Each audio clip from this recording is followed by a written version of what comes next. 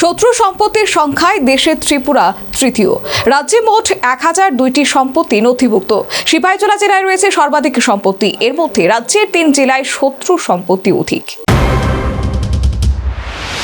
উত্তরপ্রদেশের লখনৌয়ে প্রকাশ পেল গুরুত্বপূর্ণ তথ্য। দেশের শত্রু সম্পত্তির সংখ্যায় তৃতীয় স্থানে ত্রিপুরা।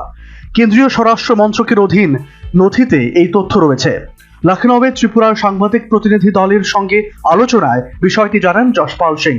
তিনি ভারতের শত্রু সম্পত্তি রক্ষক দপ্তরের প্রধান তত্ত্বাবধায়ক। তার বক্তব্য অনুযায়ী দেশে মোট 13,247টি অস্থাবর শত্রু সম্পত্তি চিহ্নিত হয়েছে। এর মধ্যে উত্তরপ্রদেশে রয়েছে সর্বাধিক 5,271টি সম্পত্তি। দ্বিতীয় স্থানে পশ্চিমবঙ্গ, যেখানে রয়েছে 4,437টি সম্পত্তি। সেই তালিকায় তৃতীয় স্থানে উঠে এসেছে ত্রিপুরার নাম। রাজ্যে মোট 1,002টি শত্রু সম্পত্তি নথিভুক্ত হয়েছে। ত্রিপুরার মধ্যে সবচেয়ে বেশি সম্পত্তি রয়েছে সিপাহীজলা জেলায়। সেখানে মোট 396টি সম্পত্তি তালিকাভুক্ত হয়েছে। এরপর রয়েছে পশ্চিম ত্রিপুরা জেলা, যেখানে 295টি শত্রু সম্পত্তির হিসেব পাওয়া গেছে।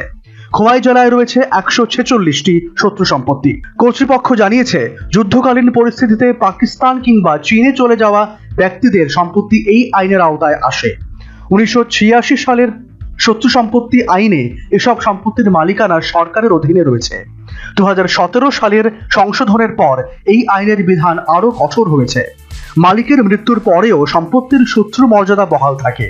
এমনকি ভারতীয় নাগরিক উত্তরাধিকারীরাও এই সম্পত্তির দাবি করতে পারেন না। Bureau report, news vanguard.